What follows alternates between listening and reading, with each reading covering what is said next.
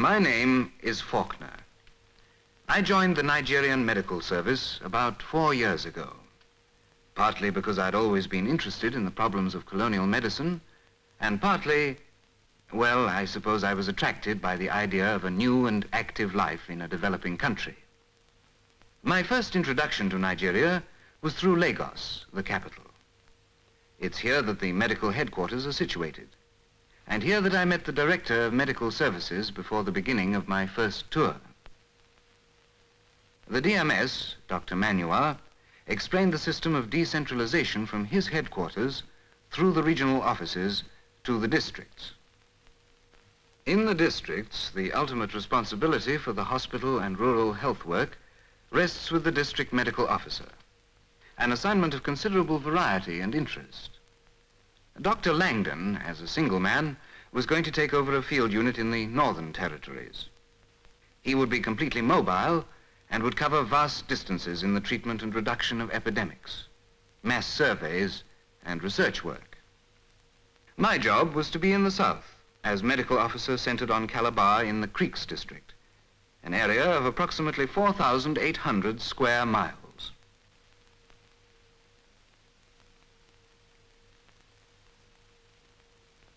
Next day, Dr. Langdon set off on his 600-mile trek north by train. I went by air with my wife and small son, who had come out with me.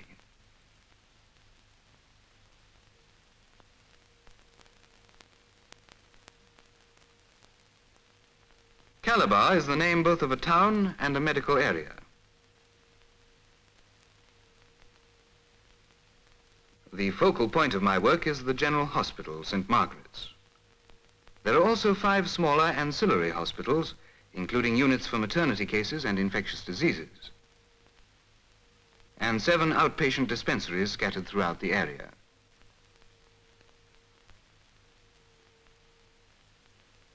The work, of course, is far more varied than one would expect to find in a European country.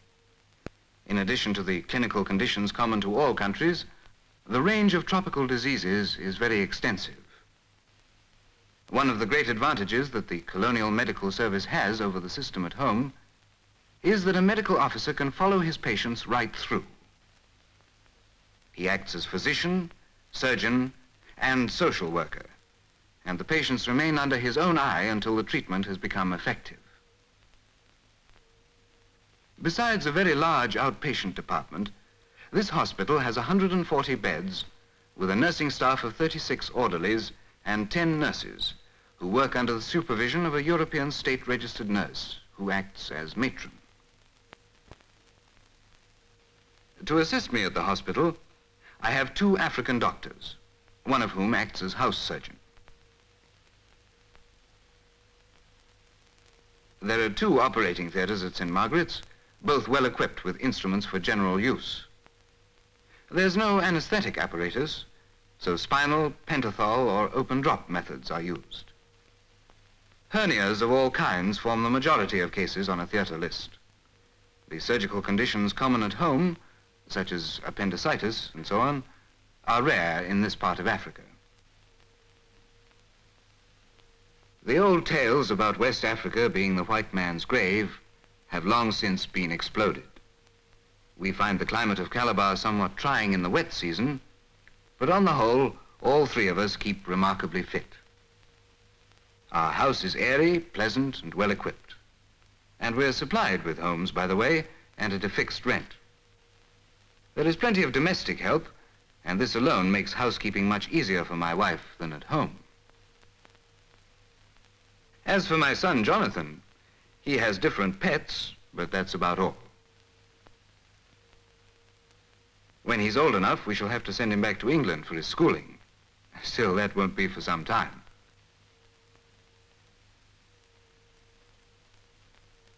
A doctor's life is the same wherever you are, and you can't get away from the job for very long.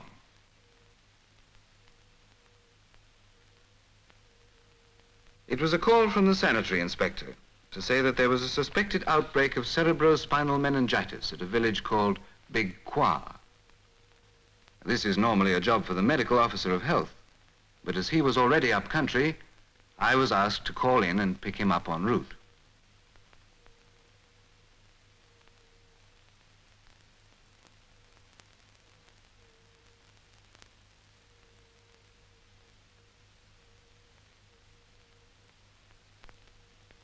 I found the medical officer of health at St. Andrew's College, carrying out one of his routine checkups.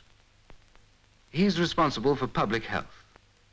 He has 10 qualified African sanitary inspectors to assist him in this work, which is much the same as that of an MOH at home.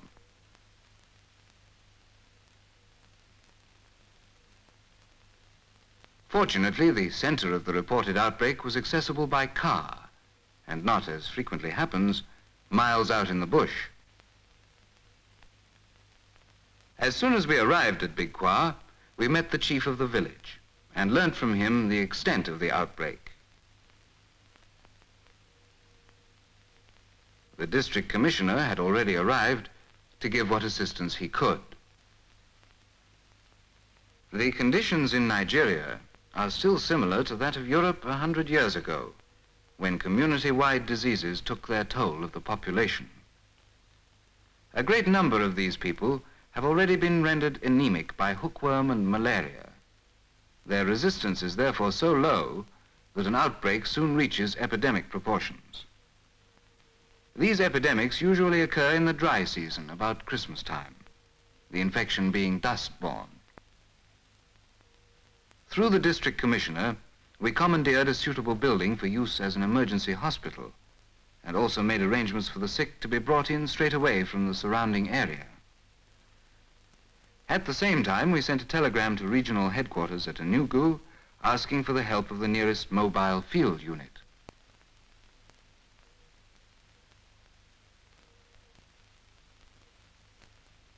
These units do a great amount of research work out in the bush, and consequently it sometimes takes a day or two for them to get back to their trucks and so to the scene of an outbreak.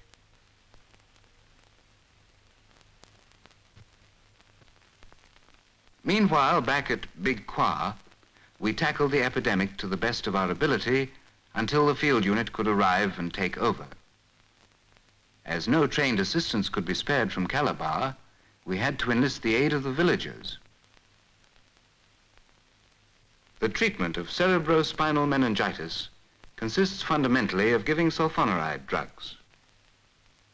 Working as we were, short-staffed and practically single-handed, we were, frankly, very grateful when the field unit arrived sooner than we had expected.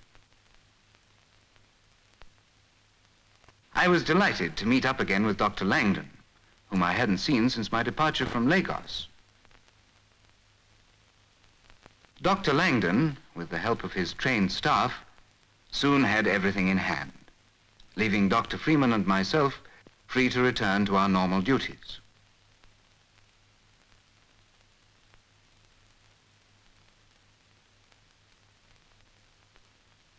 Tropical diseases are generally easy to diagnose due to the specific and easily recognizable nature of the organisms. This factor is a great help in the task of reducing the causes of epidemic diseases, one of the first aims of colonial medical practice. But there is still a vast amount of both field and research work to be done.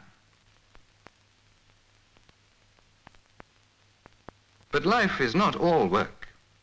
We find plenty of time for recreation. In the Calabar area, there are facilities for all outdoor activities. Besides tennis, we can play golf, badminton, hockey, or cricket, to name but a few. Nearly everyone plays, and we get up the occasional tournament, which helps to keep one up to the mark. In the evenings, we entertain at home or go out to the club, where we have a membership of over 150. Quite a crowd when we hold a dance. In short, we lead a social life. Just before the end of the tour, my wife returned to England to fix up our holiday. We receive a week's leave for each month of the tour, and I was left on my own to continue. One of the many interesting jobs that I have is the regular fortnightly tour around the dispensaries in the outlying districts. One of these dispensaries is at the village of Ikonetu, which means a trip up the Cross River.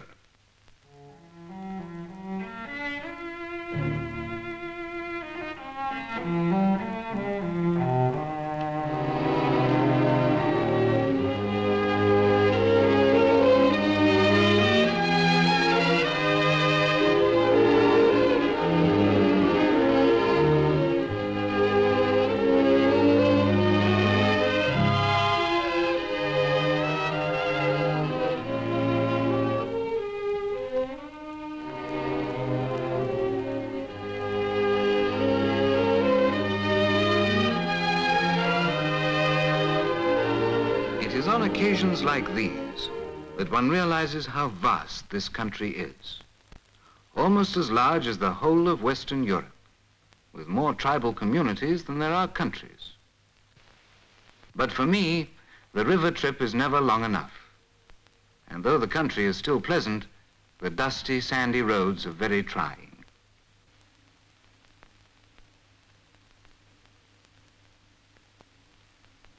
Because of the long distances we have to cover, a car is even more essential than at home.